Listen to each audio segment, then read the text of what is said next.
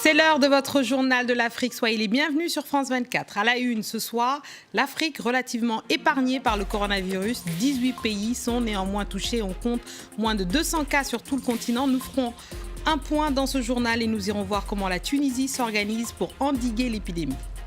Fin de suspense en Côte d'Ivoire. C'était le dauphin naturel d'Alassane Ouattara, Amadou Gon Coulibaly. Le Premier ministre ivoirien a été désigné candidat pour le parti présidentiel pour les prochaines élections prévues en octobre 2020. Près d'un an après la chute du président Omar el-Béchir, le Soudan vit l'une des pires crises économiques de son histoire. Nous verrons que les Soudanais peinent à s'en sortir entre le manque de produits de première nécessité et les coupures d'électricité intempestives. Alors que la pandémie du coronavirus explose dans le monde, le continent africain reste relativement épargné. 18 pays ont fait état de cas avérés, parmi lesquels l'Éthiopie, le Soudan, la Guinée et le Kenya, qui ont confirmé leur premier cas ce vendredi. On compte moins de 200 malades sur tout le continent pour 5 décès. Au Kenya, le malade est un jeune homme de 27 ans qui revenait d'un voyage à Londres. On écoute le ministre kényan de la Santé au sujet des mesures adoptées par le pays pour limiter la propagation du virus.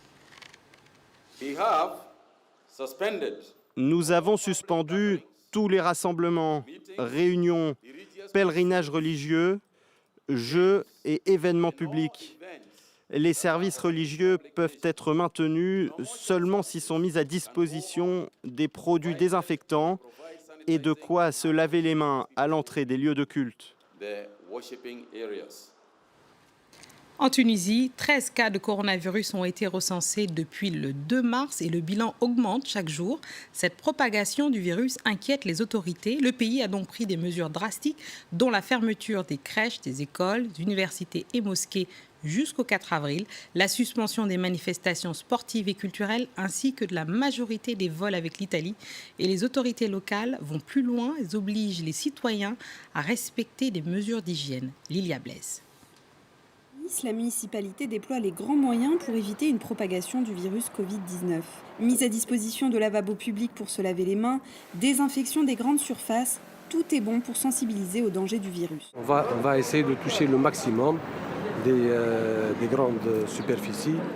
C'est important d'agir vite parce qu'il faut faire de telle sorte que le virus ne se répand pas. Et les mesures ne s'arrêtent pas là. Dans les cafés, la police environnementale fait des contrôles depuis quelques jours. Les cafetiers doivent remplacer le verre par du plastique et intensifier le nettoyage des lieux. Tu vois cette porte, tu dois la nettoyer tous les jours, avec de l'eau de javel s'il le faut. Mais ce nouveau contrôle ne plaît pas à tous. La dernière décision, celle de supprimer les chichas pendant un mois, n'est pas encore vraiment respectée. Ce cafetier refuse que nous le filmions lors de sa dispute avec la police. Personne ne m'a prévenu. Personne n'est venu me dire que c'était pour maintenant. À partir de lundi, les cafetiers qui continuent de vendre des chichas seront pénalisés d'une contravention de 95 €. Certains ont déjà supprimé le narguilé, leurs cafés sont vides. Les clients continuent de venir en me disant « Je veux fumer ma chicha, tant pis si je tombe malade ». Je leur réponds « Tu ne seras pas le seul malade, moi aussi ». Comme ce commerçant, la plupart des Tunisiens commencent à prendre conscience des dangers d'une propagation. Au marché central de Tunis, l'affluence s'est réduite et le prix de l'ail a flambé, car certains clients croient encore en ce remède de grand-mère. Le ministère de la Santé est intransigeant, il faut avant tout respecter les mesures d'hygiène et d'isolement. Si on ne respecte pas ces procédures, cela va accélérer le passage de la Tunisie au stade 3 de l'épidémie. Le système médical tunisien ne dispose que de quelques centaines de lits de réanimation et une épidémie sera difficile à gérer pour un pays déjà en crise économique. C'est dans le contexte de l'apparition du premier cas de coronavirus en Guinée que le président Alpha Condé a annoncé la date des scrutins législatifs et référendaires le 22 mars. Les Guinéens sont appelés à voter pour élire leurs députés, mais aussi pour le référendum constitutionnel controversé. Depuis plusieurs mois, les opposants accusent le président de vouloir changer la Constitution afin de briguer un troisième mandat. Amadou Gon Coulibaly, intronisé dauphin d'Alassane Ouattara, le parti présidentiel RHDP a choisi le Premier ministre comme candidat à l'élection présidentielle d'octobre prochain. Un suspense de courte durée après l'annonce la semaine dernière d'Alassane Ouattara qu'il ne briguerait pas un troisième mandat. Amadou Gon Coulibaly est en poste depuis 2017. Il a 7 mois pour convaincre les électeurs ivoiriens. Thaïs Brook. Une semaine après avoir annoncé qu'il ne briguerait pas un troisième mandat, Alassane Ouattara a déjà désigné son dauphin. Le Premier ministre Amadou Gon Coulibaly portera donc les couleurs du RHDP à la présidentielle d'octobre prochain. Ce jeudi, à la tribune, les poids lourds du RHDP se sont succédés pour apporter leur soutien à Amadou Gon Coulibaly. Seul Mabrit Ouakeuse, le ministre de l'Enseignement supérieur, a émis des doutes quant à une telle candidature. Mais au RHDP, on assure que le choix d'Amadou Gon Coulibaly est le résultat d'un consensus. Chacun a pris la parole pour donner son avis sur la question. On n'a forcé personne et je crois qu'au terme de tous les engagements qui ont été pris, un seul nom dans toutes les bouches, Amadou Gon Coulibaly, qui sera notre candidat. Nous allons nous mobiliser comme un seul homme pour soutenir cette candidature que nous avons souhaitée de tous nos voeux dès lors que le président Alassane Ouattara a décidé de se retirer. Amadou Gon Coulibaly est Premier ministre depuis 2017. C'est un fidèle parmi les fidèles d'Alassane Ouattara. Il a toujours évolué un petit peu dans l'ombre de son mentor, mais depuis un an environ, il a été de plus en plus mis en avant par le RHDP sur le terrain en province pour des inaugurations, un petit peu comme pour pallier un certain déficit de notoriété de la part du Premier ministre et puis aussi peut-être pour préparer les Ivoiriens à une telle candidature. En attendant, le RHDP, avec cette annonce, bouscule le calendrier de la campagne et lance d'ores et déjà cette campagne électorale. En face, les deux principaux partis d'opposition, le PDCI, RDA et le FPI de Laurent Gbagbo, n'ont pas encore désigné leur candidat. Cela fait 84 jours que le journaliste béninois Ignace Sassou a été arrêté et incarcéré à Cotonou pour, je cite, harcèlement par le biais de moyens de communication électronique. Son délit, avoir relayé sur Twitter les propos du procureur de la République du Bénin, Arnaud Froger, le responsable du bureau Afrique de Reporters sans frontières, était notre invité. Il revient pour nous sur la tribune pour défendre le journaliste béninois publié par RSF et signé par une centaine de confrères. Oui, alors Ignace Sassou est un journaliste qui a participé à un atelier le 18 décembre dernier, un atelier qui a été organisé par CFI, atelier au cours duquel il tweetait les interventions des différents intervenants, parmi eux les interventions du procureur général auprès du tribunal de grande instance de Cotonou.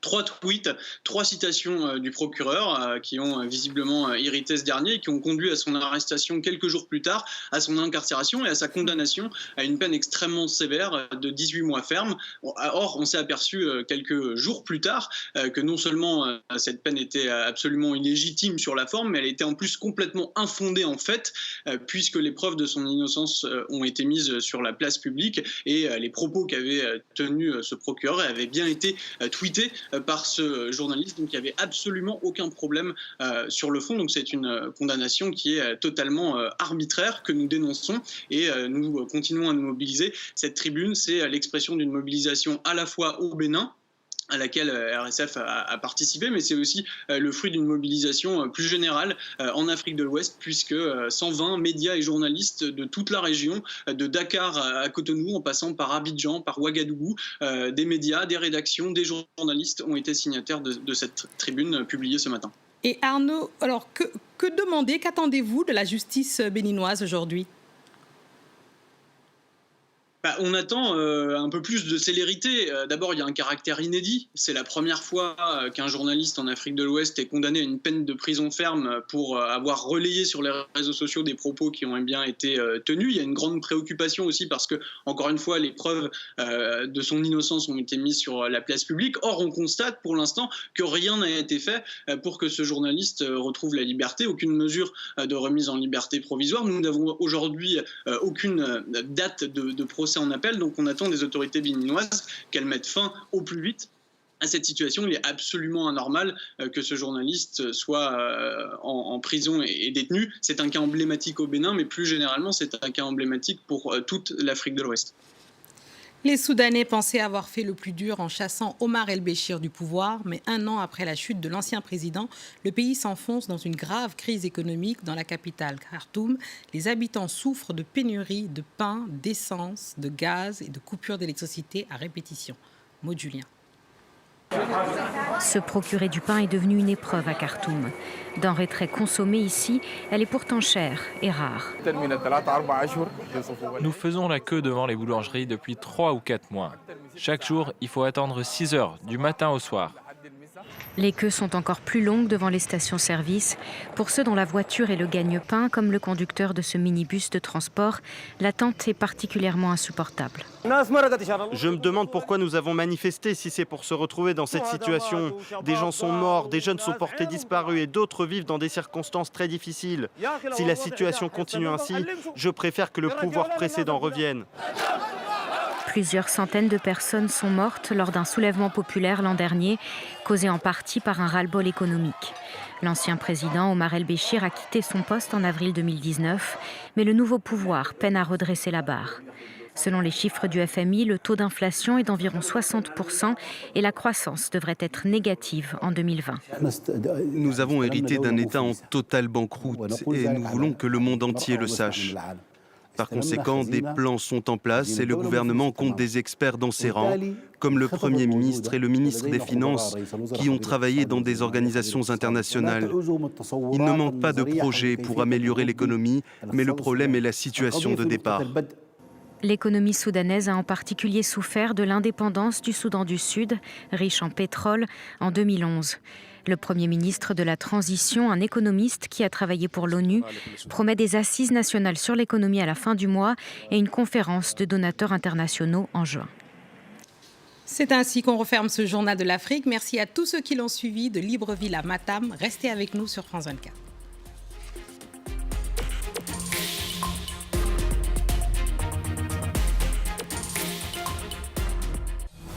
La ruée vers l'or n'a pas fini de faire parler d'elle. L'État Roraima, terre brésilienne, voit les orpailleurs menacer de mort les Yanomami, peuple indigène. Ce sont nos ancêtres qui nous ont laissé cet or en héritage. Si on l'extrait du sous-sol, il va y avoir des conséquences pour l'avenir. Alors que l'orpaillage est une pratique illégale, elle s'affiche au grand jour dans les bourgades de la région. L'or est synonyme de mort pour les Yanomami. Il véhicule maladie, méfiance, esclavage. Et pourtant, ce métal précieux a de fervents partisans. L'orpailleur est un honnête travailleur et pas un bandit. Nous vivons sur une terre riche et pourtant, nous sommes pauvres. Les peuples indigènes se heurtent à ce puissant lobby qui est désormais ouvertement encouragé par le président Bolsonaro. Des images rares en territoire d'orpaillage où les peuples natifs luttent pour défendre leurs terres. Retrouvez-moi cette semaine dans Reporter le Doc sur France 24 et France24.com.